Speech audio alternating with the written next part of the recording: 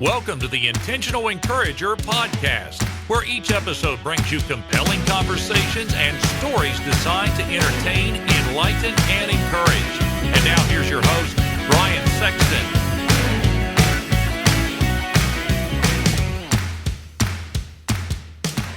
And welcome into the Intentional Encourager podcast. I'm your host, Brian Sexton. Thank you for joining us again today.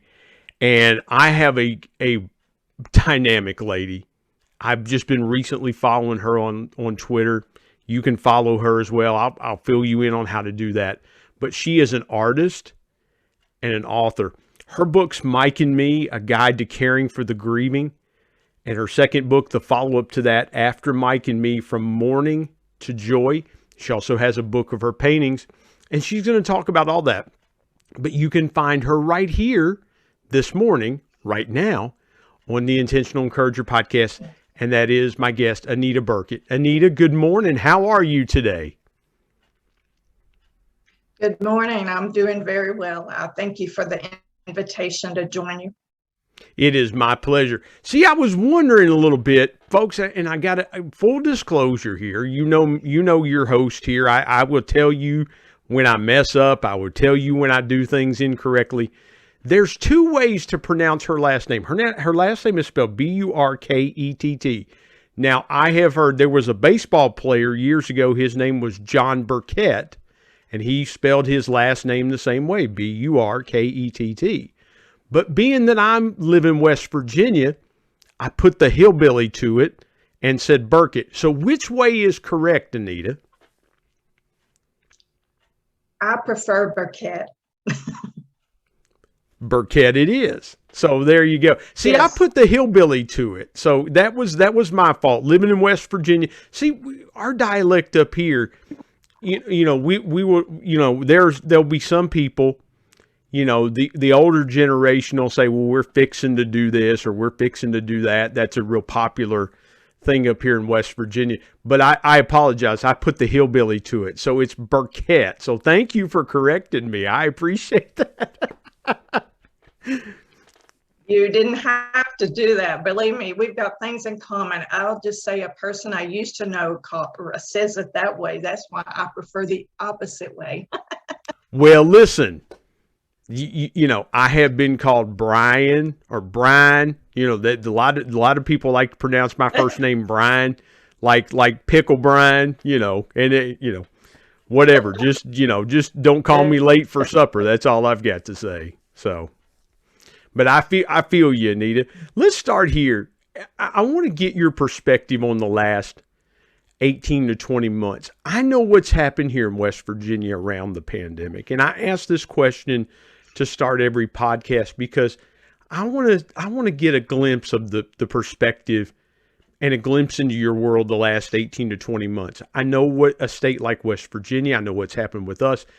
In my church, we had at one time last summer, our church here in West Virginia made national news because we had about 30 people that had COVID-19, and so we were trying to deal with it and make sure, and all of them recovered, and we're very, very thankful for that. We didn't lose a person out of that. We're grateful for that.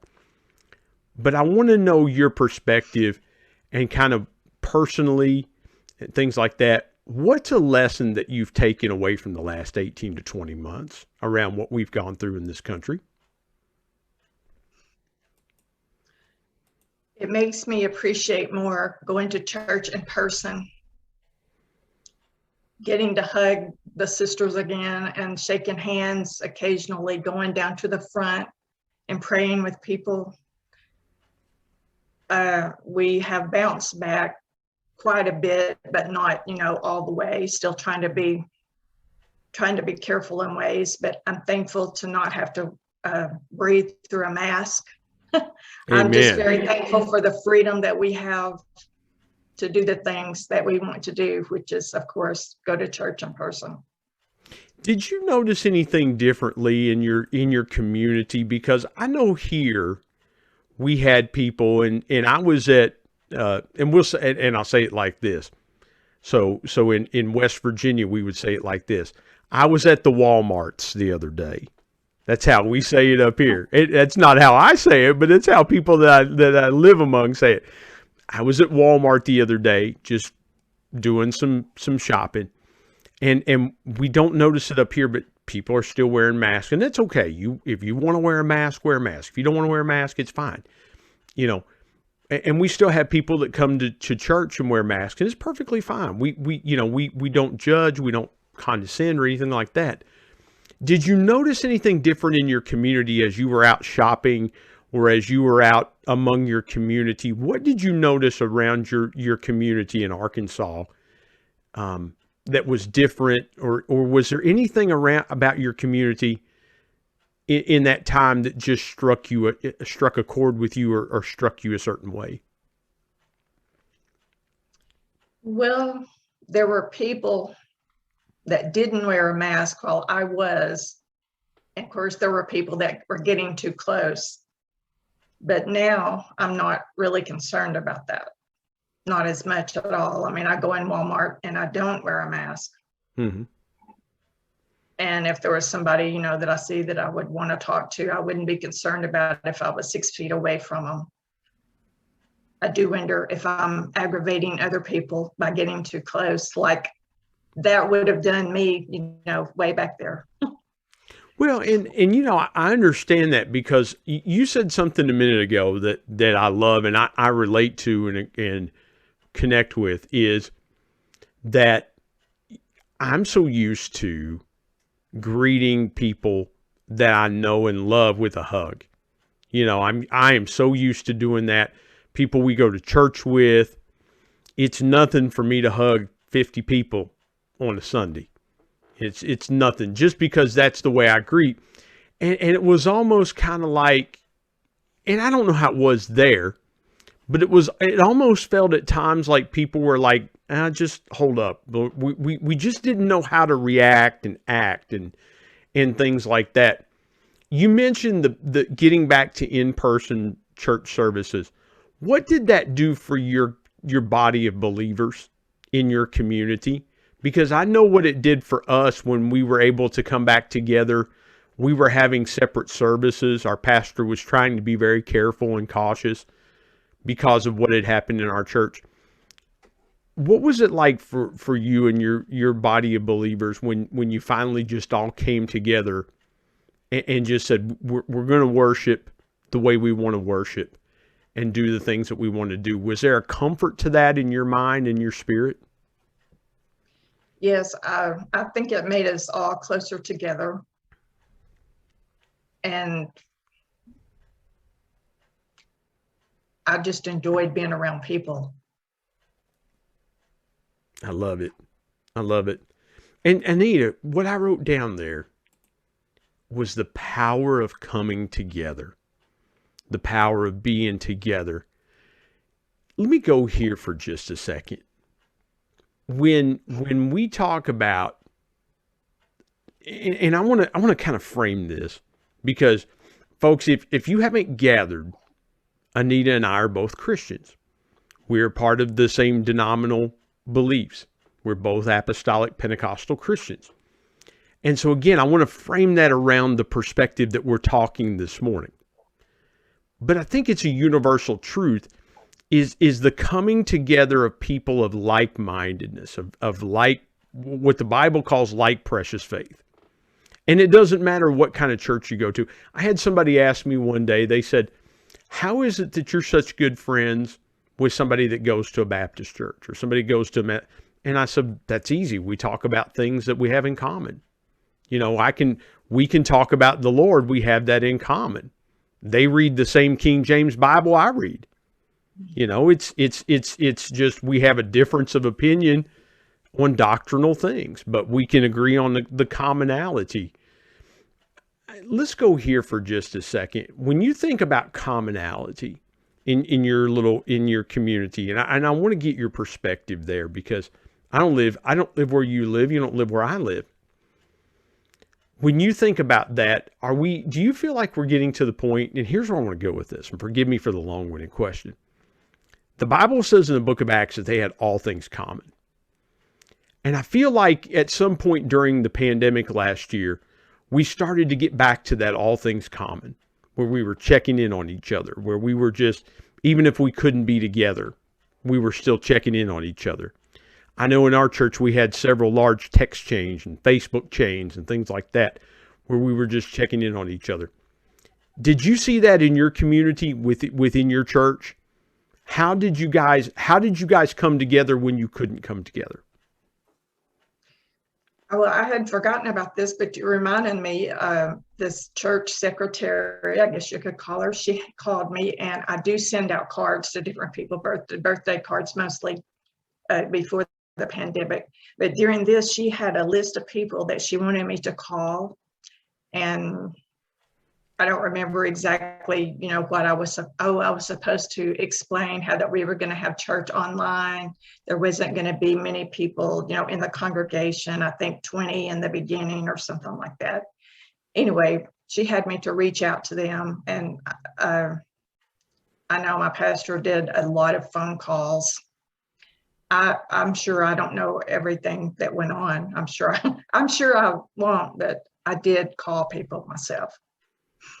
What did you, when you were doing that, and I know everybody handles that differently, and I love that ministry there of sending cards to people on their birthday and things like that. That's such an important ministry because, now people get the sense of, okay, somebody outside my family is thinking about me, and it really ties into encouragement. So I appreciate you sharing that. When you were calling people, I know what it might have done for them. What did you discover that calling people and picking up the phone and reaching out, what did it do for you? How did it encourage you in those times? I got lonely during those times, I'll just be honest. And it really made me feel good to be reaching out to the people. It made me feel like that I was doing something. I felt like that I was being used. Wow. And there is one person, that was the last time that I got to talk to her. She passed away, I'm not sure how long after that. So that will always be a lasting memory that we got to talk that last time, not knowing, of course, what was going to happen. Man. And that's a memory that you can take with you. And I appreciate you sharing that because I've told my family, and I want to say this publicly because I've said it privately, is that I feel like that every day that we live, because I know it from my own personal experience, losing my dad very suddenly, like I lost my dad. My dad was a pastor and lost my dad I talked to my dad at 4:00 on a Wednesday, and the next morning he was gone. And so you think about that. And I've shared this with my family. I want to share it publicly in this conversation because I think it fits so beautifully, is that I don't care who you are, what you believe, or how you believe. You need to be ready to meet your Maker. You need to be ready to meet the Lord, because it's clear that through this pandemic, Anita, and I'll get your thoughts around that before we take a quick break, is that people have gotten this virus, went into the hospital, and didn't make it out. And there have been some that went in the hospital and came out and they were fine and things like that. You just never know. When you think about that conversation with that person that you talked to for the last time, was there some truth that it reminded you of as well? Because I could see your face when you were telling me that, and I could see the reflection of, yeah, that time I talked to that person and they ended up passing away. It was the last time I talked to them. And you just never know when the last time it's going to be that you talk to somebody. Do you feel like that you gained something, a new perspective in that sense? Well, it was a reminder, like you said, that we have got to make sure that we're ready to go to meet our Maker every minute, every day. We can't pray too many times during the day. We can't repent too many times during the day. We just need to always have Jesus on our mind, while we're going about our business. I love that. Always having Jesus on our mind. That is so true. That is so true. And you know what, Anita? I'm guilty of this, and at times, is you get so caught up in what you're trying to do and what you're going to do and scheduling this and scheduling that. And, I got to be here and I got to be there and I got to be somewhere else. And you almost get so busy with the things that you're doing that you forget that life is but a vapor. I could be running to the grocery store and not make it home. I could be running here, there, and everywhere, and just not make it home. But you don't live in fear. And I hope that, folks, you understand one thing. Living in fear is no life at all. And we saw that with the pandemic. We saw people who lived in fear that were just constantly in fear. And we're still surrounded by fear. It's not that we live in fear. It's that we're vigilant. We're watchful. We know that at any moment that we could go, but it doesn't keep us from living our lives. Doesn't keep us from moving forward. Doesn't keep us from having great conversations like this. And so thank you for sharing that with me. We're going to take a quick break. When we come back, I want to talk to Anita about her art and her books. Being an author myself. Now, I'm no artist. You would not want me to paint anything. In fact, I had trouble painting this green wall that I have as a green screen behind me. I have trouble painting a wall, let alone painting on a canvas. We're going to talk to Anita about that, and later we're going to dive into her story. My guest, artist, author, Anita Burkett, joining me on the Intentional Courage podcast. Back in a moment.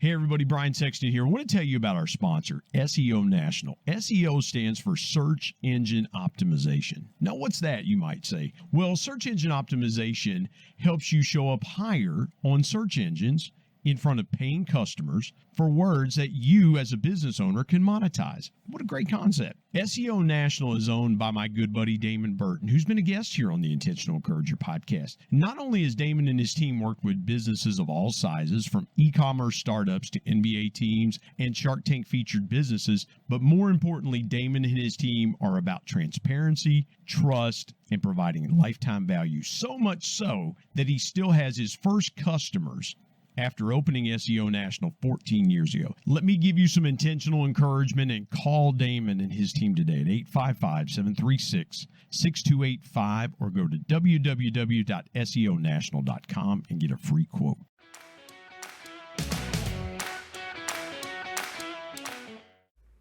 Anita, let's dive in now to your work. I want to talk to you about art and author. Which came first in your life? Being an artist or being an author? And which one do you lean to more? Do you lean to the art side, or does the writing come more naturally to you? It's kind of hard to say. The paintings came first. That was after my husband at the time left me. Of course, I don't associate my art with him, but I mean, that's how it happened. Let me ask you this, and you have to have, I'm just thinking to myself here, just thinking out loud here. Was that a talent that was hidden within you? Because the reason I say that is some people learn, they learn they have a talent later in life as opposed to earlier in life. And here's what I mean by that. I had been singing in church since I was 3 years old. It doesn't matter. I could sing anytime, anywhere. It doesn't, because I've always done it. But some things have happened later in life to me that they're like, oh, okay, well, maybe I didn't know I did that. Kind of like when you get older, and I'll be 50 next year. Kind of like when you get older, it's like, well, I didn't like sweet potatoes, for a lot of years. And then several years ago, I decided I liked sweet potatoes. I really like sweet potatoes. I guess my taste changed. For you, did you just kind of discover painting? Or was it a hit? Do you feel like now that it was something hidden within you, that it just took that moment of that trauma in your life to bring that out as a source of healing? I was surprised. I don't remember exactly how I mean, I know that happened, that he left me, but I don't remember why that I turned to that. I don't remember that part, but I mean, I didn't know. I'm sorry. I didn't know that I could even draw anything more than a stick person. I mean, I didn't know I could. So I don't know. That's all I remember. I remember why, and then I remember I started doing it. Well, I don't. The first one was awful, but anyway. Well, it struck me funny because that sounds like me. It's like, well, I can draw a nice stick person, and I think I saw somebody drawing the other day, and they were like, "This is Flat Stanley" or something like that. The little guy with the stick figure. That's about as good as I get. Take me through the first time you started painting. What emotions came out of you when you began to paint? I'm really fascinated by that because I'm a big fan of Bob Ross. I could sit down for hours and watch Bob Ross paint. I'm just captivated by that level of talent and how easy that he made it appear. Like, well, you could do this. And I'm like, no, I can't do that. But he made me feel like that I could do what he was doing, and it captivated me. When you painted you mentioned that you thought it was awful. Was it something, the first time that you put paint to canvas, was there something that came out of you? Or how did you feel as you began to paint more and do more paintings? I remember I was happy that I could that people could figure out what it was supposed to be, even though, the first one looked really awful. And then I got to be better. And then in the Griefshare class, this man at church bought, he bought several little paintings. I mean, they were really small. And he gave me a humongous amount of money for it. And I'm thinking, okay, he must be feeling sorry for me, But then I started going to different events and selling them sometimes at church. So I just kept doing it. And it made me feel happy that people could actually look at it and see what it was. They could tell what it was.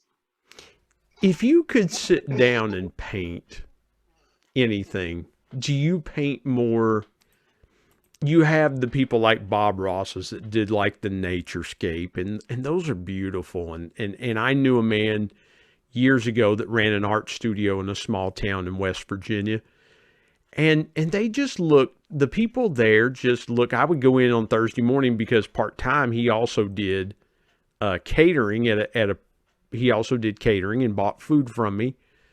And I would go in on Thursday morning to this art studio, Anita, and the people there just look so happy to be there, just so peaceful. And they were just focused on their work. But they were just, they weren't, you see people that are bearing down on stuff. They got this real, this real tight thing on their face, like they're really concentrating. I didn't see that. As I'm looking back in my mind's eye now, I saw people that were genuinely happy to be sitting in front of a canvas and taking something from their mind and putting it on a canvas, their interpretation of a waterfall, their interpretation of a mountain. And in fact, Larry was the man's name. He gave me a painting and it had all my favorite colors in it, teal and burnt like a burnt orange, and just beautiful. And I can still visualize that painting. And I think to myself, oh my goodness, this was incredible. What did painting do for you in those moments? Did it bring you tranquility? Did it bring you peace? Take me through the process, if you would, of what painting did for your emotions and how it helped you heal. best thing I can say is that painting helped me to be happy. And I mentioned in one of my book, the art book, that I want my paintings to make people, well, make them think happy thoughts. And listening, I love that. Listening happy thoughts. Yeah. Cause I would watch those Bob Ross PBS specials, Anita. And I would always just kind of chuckle, and he would go, I'm going to paint a happy little tree here and a happy little cloud. And I thought, it must be nice to be that mellowed out all the time, you know, but it was so good. I want to talk real quick about your books, and we'll get into a little bit more of it. Was writing harder for you or easier for you than painting? Because here's why I ask. When people ask me about my book was hard because I had to edit and re-edit, and I wrote about my dad, and so there was the emotions about it. And I can probably surmise, maybe I'm assuming too much, but there were some emotional things in your book that you had to power through and things like that. Was it easier or harder for you, painting or writing? I think it was easier doing the actual painting. But of course, with both of them, there were emotions, you know. I mean, the reason why that I was doing it. I want to go here for a minute if we can. I want to go here for just a second. Were you scared? Which scared you more? And forgive me for asking these lines of questions because I feel like there are people that are listening to this conversation that say to themselves, I've been in that situation. I've had somebody leave me and I needed to channel my grief in a certain way. When you think about the writing and in the painting and things like that, was there a time that you were scared to put it out there? Because I think at some point every author that writes a book is a little nervous about putting themselves out there, or just saying, do I really want to be that transparent with my life? Because my folks always said to me, son, don't tell everything you know. Another West Virginia saying, don't tell everything you know. In other words, keep things to yourself a little bit. But I wanted to be a little transparent with the book to have some relativity. Were you more scared to let your paintings go or your book, or to do your book? A definite answer on that. I was definitely afraid to put my books out there. There were, circumstances that I didn't want certain people, I'll just say I didn't want certain people to know who I was. And that's why that I came out with the name Jada Elise Mitchell. That has a special name, a special meaning. And I mentioned this at church one time, telling her about the book. I was excited about the book, but I didn't want people, I still didn't want people to know I was the author. And she told me, she listened to Jesus and she said, Anita, they need to know that's from you. And I said, but, and I started telling her all of the stuff. She said, Anita, they need to know. And I was so excited on my drive home from church that day, 30 minutes anyway, each way. I got home, I couldn't wait till I got on Facebook. And I told people that I was Jada Elise Mitchell. And of course, one of the guys that I go to church with, he already knew. But anyway. I love that. I was afraid for people to know that I was the author, but whenever I did, it was such a release. Well, and I have had. But then I still had. No, go ahead. Please go ahead. Excuse me. No, go ahead. I still added my name to it though. Did you feel like I had the pen name and my name? Did you feel like adding that for you freed you to really be able to help people? Because I've had an author that on the podcast that has a pen name like that, and I know I know his real name, and I have him in my phone, and we text occasionally. Because of the same thing, he's like, Brian, I wanted to tell my story, but I didn't want people to know it was me. I didn't want people to know. I wanted them to connect with the story, and he felt like there would be repercussions to it. When you finally put your name on that, walk me through the release that you felt in that moment. Because some people, and here's what I say, and we'll take a quick break. Some people would say, no, I'm not going to be obedient to that because I don't want to deal with the repercussions. But it was obvious that that sister in your church really felt strongly like that it was going to be okay. And she was being obedient to the voice of the Lord that she heard in telling you what you needed to hear. You mentioned the release that you felt. Take me through what happened after that when people finally found out it was you. What kind of response did you get? Well, I remember that I couldn't wait to get home so that I could let people know. Then I remember telling people, showing people. And I wasn't afraid that my pastor would say, oh, well, Anita, something. He would say something about the book sometimes. And I remember being paranoid, thinking, oh, my goodness, they're going to know that I have a book, like that's the only book in the world. But I started bringing them to church during the art and music night. I started going to vendor events.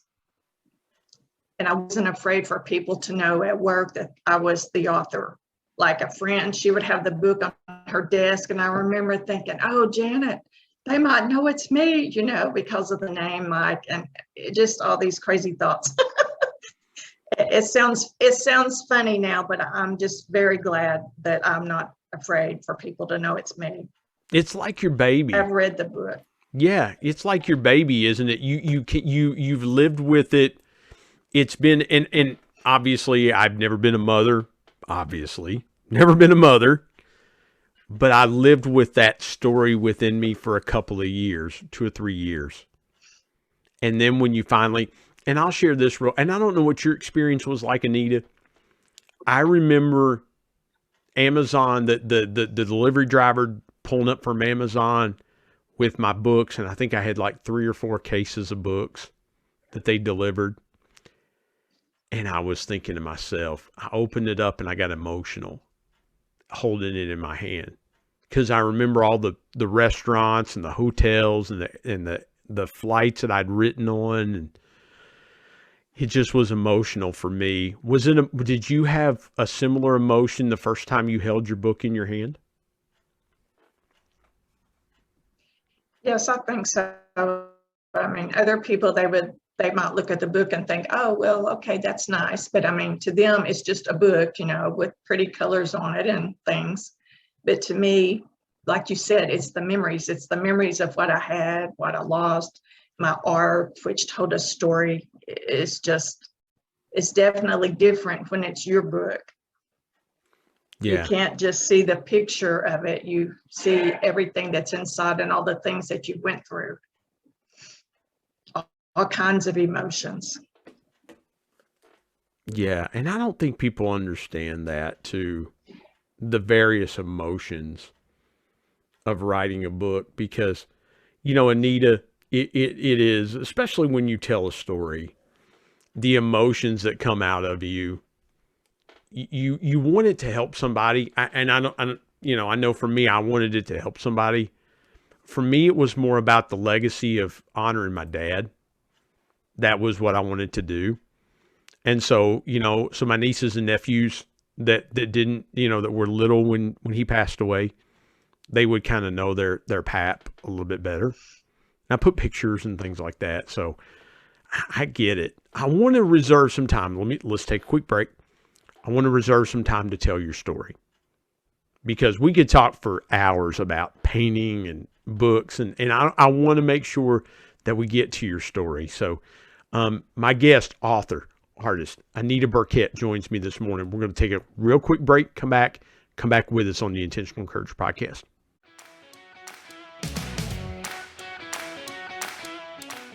Hey everybody, Brian Sexton here. We are in the season of gift giving. Everywhere you go, whether you go to a store, you go online, the gifts are out to be gotten. I've got a gift idea for you I think you're going to love. It's my book, People Buy From People. 10 Powerful People Lessons from the Ultimate People Person, my dad. If you know someone that would love to be a better connector, or you want to help them get there, People Buy From People is for them. Leaders, if you've got teams that you want to connect better, deeper, powerful, both internally and externally, People Buy From People is for them. If you want to connect like you've never connected before, pick up a copy of People Buy From People. You might say, Brian, where do I get a copy? Very simple. Go to Amazon.com, search People Buy From People, Brian Sexton. You'll find it right there. There's also a Kindle version available and an Audible version read by me. Let me give you some intentional encouragement and go today, get your copy. People Buy From People. I promise you, you won't regret it. And now let's get back to more great conversation here on the Intentional Courage podcast.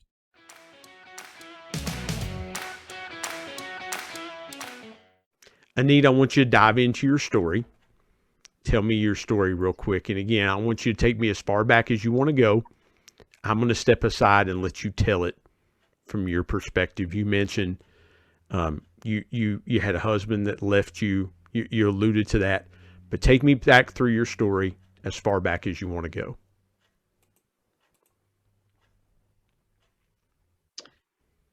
Okay, well, I got married when I was 37. And I was still going to church some, but I wasn't doing how I knew to do. I'll just put it like that. I didn't pray about getting married. I just did it. And of course No, was that your first marriage? Was that your first marriage? Yes. Okay. Yes. I've only been married once. And it was to a much younger man. Well, I found out just within a few months that it was a mistake, but I didn't want people to know, like they didn't know that it was a mistake, But anyway, I was divorced in 2000. And then I guess around 9 months of 2007, a nice guy named Mike came to church, and he got the Holy Ghost. He was baptized. I reached out to him anyway because he didn't know anybody at the church. Of course, I'm sure he thought, oh, she likes me, so he started sitting by me. Then he asked me out, and I thought it was to talk about a certain health problem that he had, but I found out it wasn't that. It was because he was interested in dating me. And then he passed away 3 months before our wedding. And his family treated me so wonderful, very, very wonderful. I'm still in contact with them. And my pastor was talking one night at church, a Sunday night. He was talking about writing a book. And a thought came to me that I could write about the hurtful things that people say and do whenever they're trying to comfort you, whenever you're grieving, after a loss. Then my pastor, he looked at it. He of course said he thought it could help people. He said, why don't you also tell the things that people can do and make it like an instruction book? Of course, it has many other things in it. I added my art and different things.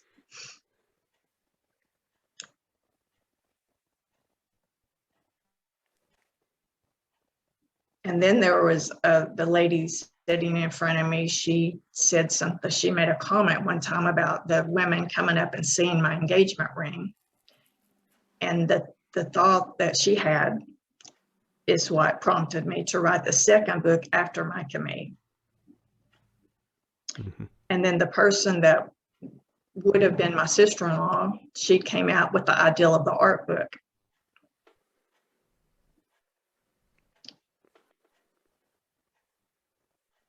I got to ask, if you don't mind me jumping in here real quick, I've got to ask. So Mike comes to church with you. And Mike comes to church. He's a new convert to the church.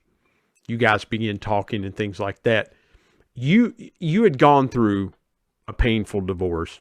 You weren't even in your mind. Were you open to the idea when it first began to happen with you and Mike? Was there a part of you that was resistant, or were you in a place finally after about 7 years where you could open your heart back up to somebody else? Because I've known people that have gone through divorce and they're just like, it's the worst. It's the worst. And thank God I've never gone through it. My parents were never divorced. In-laws never divorced. But was there some trepidation for you exploring a new relationship? I think I probably was a little leery. Well, I mean, yes, in case you haven't noticed, I'm a little shy, so, it had been a long time. It had been a long time since I had been out on a date, so that part definitely got to me. But no, I could pretty well open up my heart. I mean, I felt like it was a God thing, even though it ended the way that it did. I just felt like it was a God thing. Do you feel like, and I love what you said there about the God thing, about being ready to date again and things like that. Do you feel like God was, even in that situation where you couldn't have known that he was going to pass like that and things like that, do you felt like that God was trying to use that to heal your heart from what had happened before? How do you feel like God used that relationship with Mike, even though it didn't end up the way you wanted it to? How did God use that to heal you?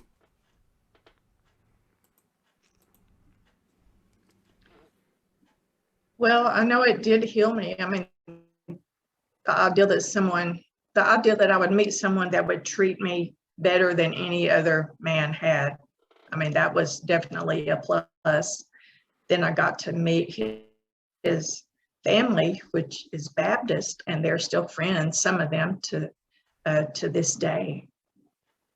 I mean, I feel like I call his sister my sister, and instead of sister-in-law.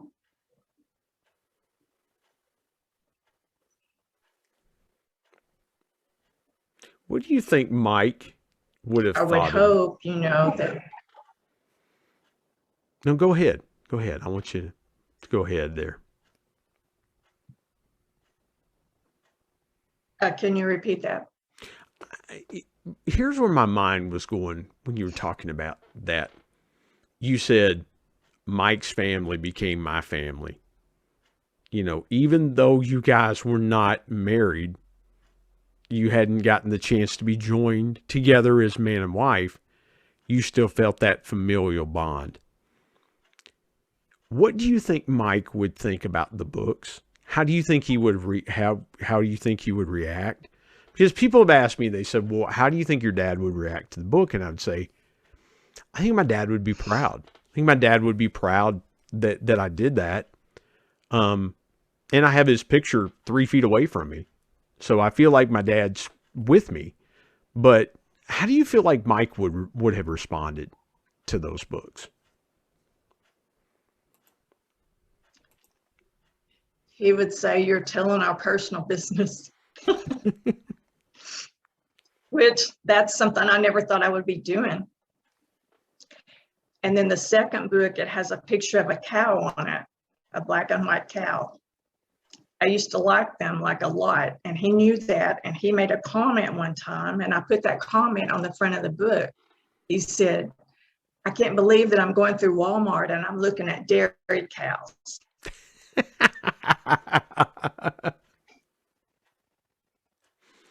I love it. To me, it's a knickknack, but of course, him, it's, Wow. That is so cool. Anita, I want to be respectful of our time and the audience's time, and I'm so grateful for that. And I feel like that the reunion in heaven between you and Mike's going to be sweet. I really do. I feel like that, and it's not going to be long, folks, that we're going to be reunited. I'm going to be reunited with my dad. You're going to be reunited with Mike. For somebody that's walking through that place that you've walked through. Either they're walking through divorce, they're walking through losing a spouse or losing someone really close to them, especially in this time. Can you share with me your biggest piece of intentional encouragement for those folks?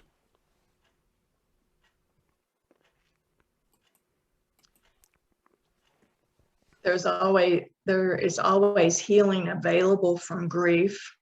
And if Jesus brings you to something, he will bring you through it. Jesus knows everything that we're going through. He will comfort us.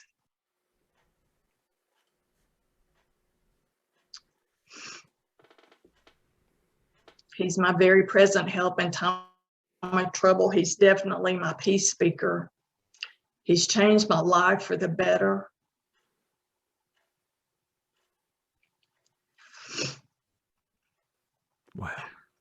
Wow. Very powerful. Very powerful. We have that. I'm trying not to cry. It's okay. It's quite okay. We have that same saying above our fireplace. And when we walked through something, my family and I, about 4.5 years ago, my wife found that and said, if God brings you to it, he'll bring you through it. And I'm thankful for that reminder today. Anita, tell folks where they can connect with you, how they can find both Mike and me books, how they can find your paintings. Let folks know how they can connect with you. Well, right now, my paintings, I just sell them in person. I have thought about putting them online, but I haven't. But my books are available on Amazon. And soon I'm going to be having another book come out, like maybe in about 2 weeks. It's called Listening to Jesus. Will that be available on Amazon? Amazon. Ebooks and paperbacks. Awesome. And you're also on social media a little bit too. Do you care to let folks know where they can find you on social media like I did? I have stories. I write stories, like I wrote my testimonial about the plumbing problem and other things. Mississippi Christian Writers Association. Awesome. Mississippi If I could talk, that would be okay. Mississippi Christian Writers Association. That's awesome. That's awesome. And we'll put these. Go ahead. I'm sorry. And I have paintings by Anita Burkett on Facebook. Paintings by Anita Burkett on Facebook. Oh, yes. Awesome. And then Anita Green Burkett, Jada Elise Mitchell. I have a site on Facebook for my books. Awesome.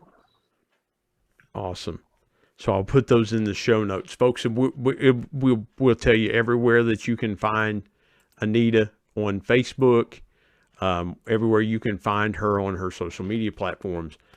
Anita, this has been awesome. I can't thank you enough for sharing your story and your time. Folks, go find these paintings. Go find her books. It'll help you, especially. This is an important time, and this is why I wanted to have Anita on. The holidays typically are the hardest times for folks to go through. As we release this a couple weeks away from Thanksgiving, these are the hard times to go through them. We got Christmas and New Year, so you definitely want to, if you need some help, I definitely encourage you to go pick up these books. Anita Burkett, thank you for joining me on the Intentional Encourager podcast. Thank you so much. I appreciate it so much. It's been nice.